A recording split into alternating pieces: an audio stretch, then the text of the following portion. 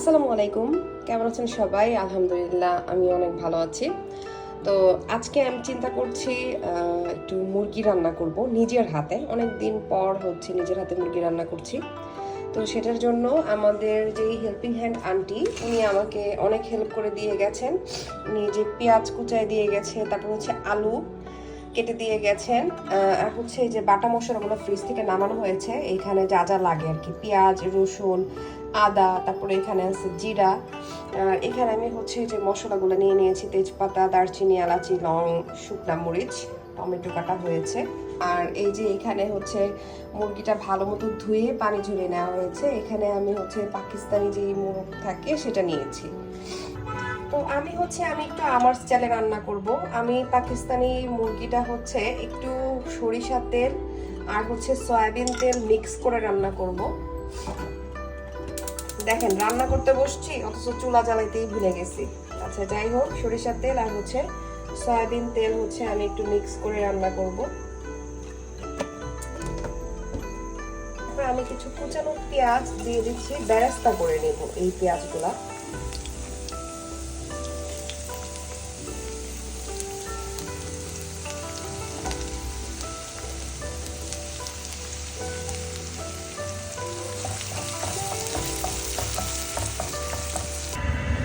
তো আমি কিছু বেরেস্তা তুলে নিয়েছি এখান থেকে, আর কিছু বেরেস্তা হচ্ছে রেখে দিয়েছি। সেখানে আমি দিয়ে দিচ্ছি রসুন বাটা, তারপর হচ্ছে পেঁয়াজ বাটা, আদা বাটা,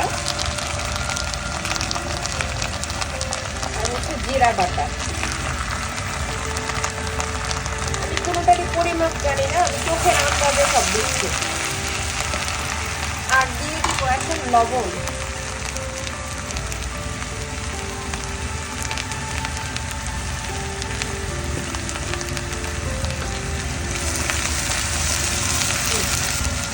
এখন হচ্ছে আমি দিয়ে দিচ্ছি কিছু টমেটো,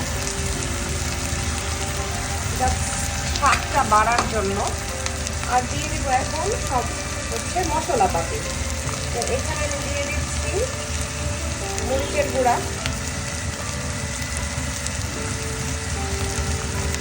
হলুদের গুঁড়া,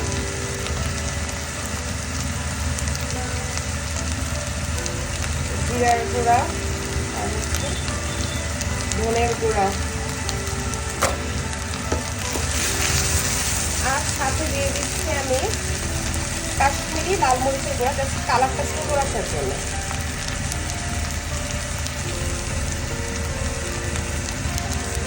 আর দিয়ে দিচ্ছি রাঁধুনি মুরগির মাংসের মশলা। এটা স্মেলটা আমার খুব ভালো লাগে, তাই দিয়ে দিচ্ছি আমি।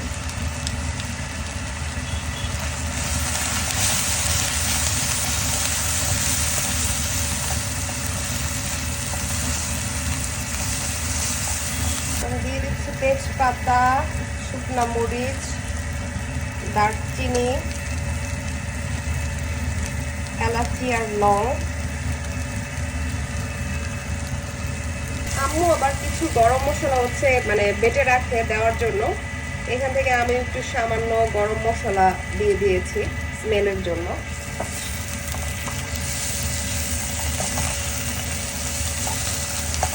আর দিয়ে দিচ্ছি অল্প পরিমাণে টমেটো সস দিয়ে দিয়েছি অল্প পরিমাণে।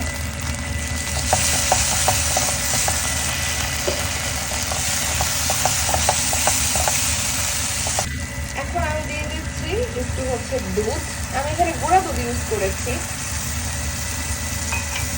আমি এখানে আর এক্সট্রা কোনো পানি ইউজ করব না, মানে এতটুকু ঝোল দিয়ে আর হচ্ছে মুরগি থেকে যেই পানিটা উঠবে সেটা দিয়ে রান্না হবে টোটাল রান্নাটা। তো এটা হচ্ছে যদি ভালো মতো কষে যায় তখন আমরা হচ্ছে এটাতে হচ্ছে মুরগি আর আলু অ্যাড করে দিব। তো এই যে আমার মশলাটা হচ্ছে ভালো মতো কষানো হয়েছে, দেখেন তেলটা উপরে উঠে আসছে। এখন আমি মুরগি দিয়ে দিব।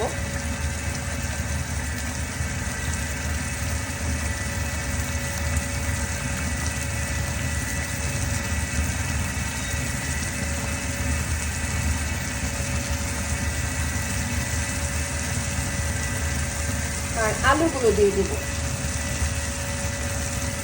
যে কোনো মাংসের আলু আমরা খুব পছন্দ করি খেতে, বিশেষ করে আমার বোন খুবই পছন্দ করে, ছোট বোন। নাড়াচাড়া দিয়ে দিচ্ছি।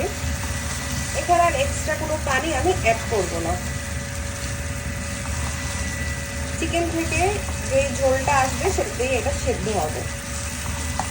আচ্ছা, আমি হচ্ছে মুরগিটাকে ঢেকে ঢেকে রান্না করছি, আর কতক্ষণ পর পর হচ্ছে এটাকে একটু চেক করতে হবে যেন নিচে না লাগে, যেহেতু আমরা দুধ দিয়েছি। নিচে লেগে গেলে খাবারের টেস্টটা একেবারেই নষ্ট হয়ে যাবে।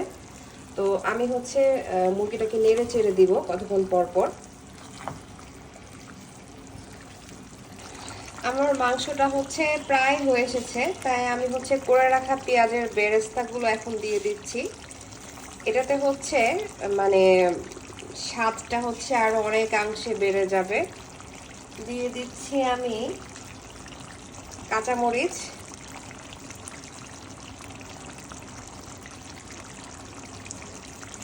আর দিয়ে দিচ্ছি আমি অল্প একটু লেবুর রস। লেবুর রসটাতে হচ্ছে স্বাদটা খুব সুন্দর ব্যালেন্স করবে। এখন আমি সবগুলোকে ভালো মতো আবার মিশিয়ে নিচ্ছি। So this is the final look. আমার রান্না তো কমপ্লিট, এখন খেয়ে দেখার পালা কেমন হয়েছে। তবে আমার কাছে তো মনে হচ্ছে ভালোই হবে, খুব একটা খারাপ হবে না। ধন্যবাদ সবাইকে।